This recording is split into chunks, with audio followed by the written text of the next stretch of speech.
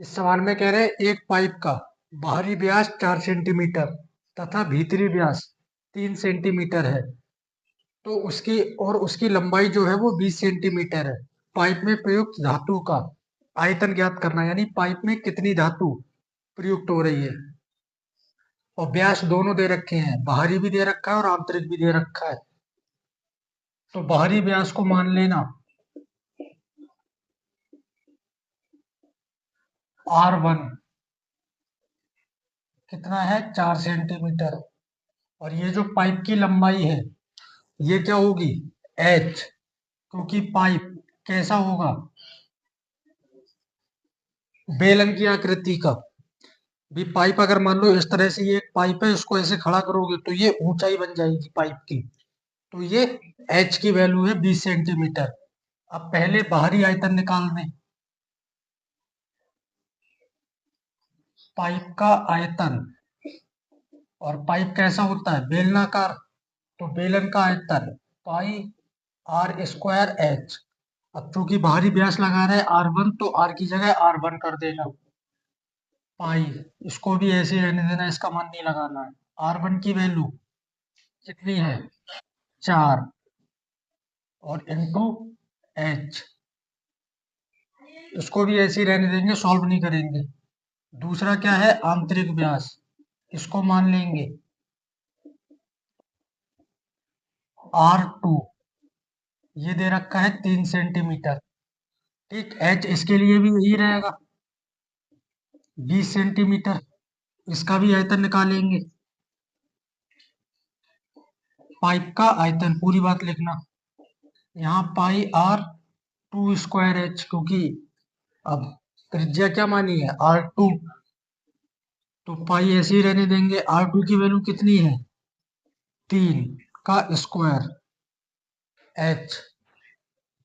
अब इसके बाद इसको भी अभी ऐसे ही रहने दो, एच का मान भी लगा दो यहाँ पे, कितना है 20। अब इसमें जो धातु प्रयुक्त हो रही है, तो धातु देखो क्या होगी। मान लो ये इस तरह से एक बेलन है, ठीक है, इस तरह का एक पाइप है, तो ये पाइप की कुछ ना कुछ तो मोटाई होगी। ये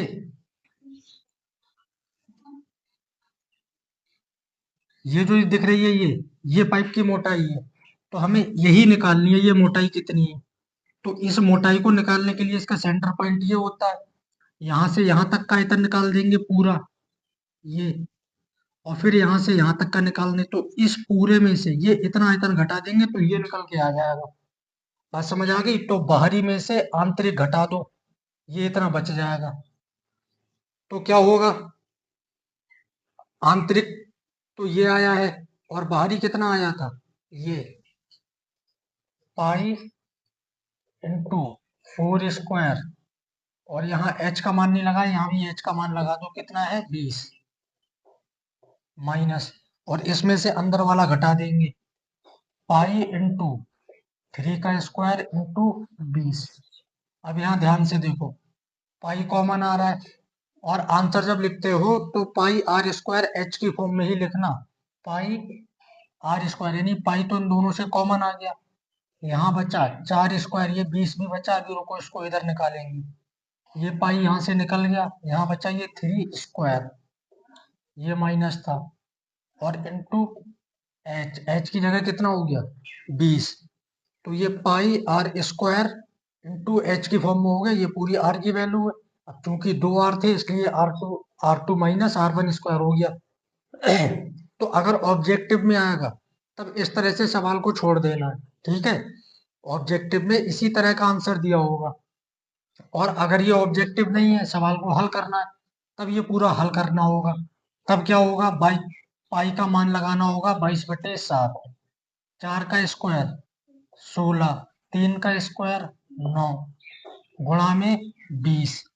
अब इधर देखो 22/7, 16 में से 9 गया 7, गुणा 20, 7 से 7 ये कट जाएगा ऊपर नीचे, 22 गुणा 20, 22 दूनी 44, और ये जीरो बच जाएगा सेंटीमीटर क्यूब, क्योंकि ये आयतन है। अगर क्षेत्रफल होता तो यहाँ वर्ग लगाते यानी घात 2 लगाते, आयतन था तो क्यूब। तो अगर ऑब्जेक्टिव में आएगा तब तो यहाँ छोड़ देना, क्योंकि ऑब्जेक्टिव में भी ये पेपर में आ चुका है पहले, तब ये इस तरह से आया था, ये आंसर छोड़ा गया था। और अगर यही सवाल 2 नंबर में करने के लिए आएगा तब ये पूरा सॉल्यूशन यहाँ तक निकालना होगा। बात समझ आ रही है? नोट करो इसको, दोनों में से किसी भी तरह से आ सकता है।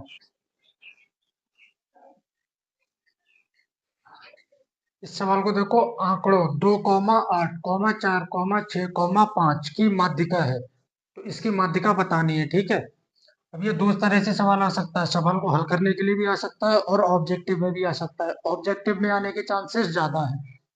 तो सबसे पहले क्या करना, जब भी सवाल में माध्यिका निकालनी है तो सबसे पहले जो भी आंकड़े दे रखे हैं उनको आरोही क्रम में लिख लेना।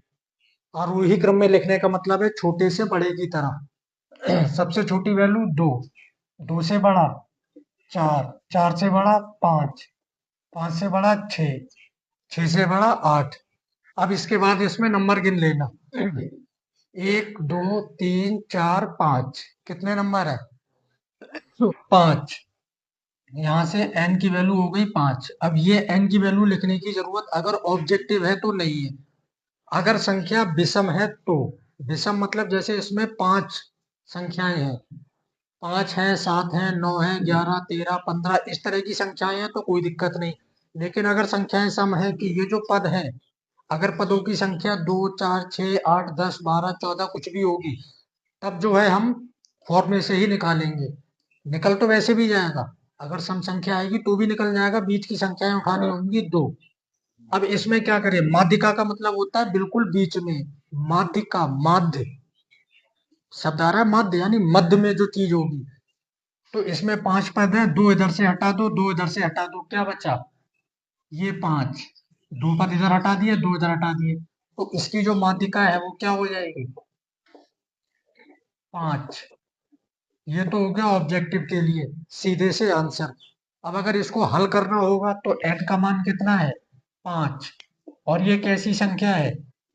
विषम। क्योंकि सम के लिए फॉर्मूला अलग होता है, विषम के लिए फॉर्मूला अलग होता है। तो विषम के लिए फॉर्मूला लगाएंगे किसका? माध्यिका का। तो क्या होता है, n+1/2 वा पद, ठीक है। तो n+2, सॉरी n+1 बटे 2वां पद। अब n का मान यहाँ कितना है? 5। तो n की जगह 5 प्लस 1 बटे 2 वां पद। ये चीज हर बार में लिखनी होगी, 5 और 1 6 बटे 2 वां पद। इसको काट देंगे, 2 तिया 6 यानी 3वां पद। अब इसके बाद जो माध्यिका लिखोगे तो कौन सा पद आया? 3वां। तो जो आरोही क्रम में लिखा था उसको देखना होगा, जो पद ऊपर दिए थे उसको मत देखना धोखे से भी, गलत हो जाएगा। तो 1, 2, 3, 3वां पद है ना, तो 3वां पद कितना है? 5। तो ये माध्यिका हो जाएगी। अगर यही आ जाए सम के लिए, n की वैल्यू अगर सम होगी, मैं फॉर्मूला लिखा देता हूँ, आगे जब सवाल आएगा तब इसको कराया जाएगा, ठीक है। तो इसके लिए फॉर्मूला होगा माध्यिका का n/2वां पद प्लस n/2 प्लस 1वां पद, ठीक। तो ये सम के लिए लगेगा। और अभी मैंने बताया था पीछे कि जब संख्या सम होगी तो उसमें से 2 पद उठाए जाएंगे। मतलब डायरेक्ट भी कर सकते हैं और फॉर्मूले से करेंगे तो इस तरह से, तभी इसमें 2 पद आ रहे हैं, है ना। n/2वां पद एक ये है और एक पद ये है, और दोनों को जोड़ देंगे। और जोड़ने के बाद दोनों को 2 से डिवाइड कर देना। बात समझ आ गई? अगर सपोज करो यहाँ 2, 4, 6, 8, 10, 15 ये इस तरह से हो, तो 1, 2, 3, 4, 5, 6, 6 पद हो गए ना इसमें। तो इन 6 पद में 3 पद इधर से छोड़ दे, 3 इधर से छोड़ दे, तो कुछ बचा ही नहीं। तो करेंगे क्या, 2 इधर छोड़ो, 2 इधर छोड़ो। अब बीच में कितने पद बचे?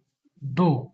ये जो 2 पद हैं फॉर्मूले से निकालोगे तो ये ही दोनों निकलेंगे। जैसे अभी निकला था 3वां पद 5, तो ऐसे ही यहाँ से पद निकलेगा, तो वो ये दोनों पद निकलेंगे। इसके बाद इन दोनों को जोड़ दोगे, 8 और 6 14, और चूंकि ये 2 से काटना है तो 2 सत्ते 14, यानी माध्यिका इसकी 7 हो जाएगी। और माध्यिका मतलब बीच में, तो 6 और 8 के बीच में वैसे भी 7 ही आएगा। बात समझ आ रही है? नोट कर लो इसको।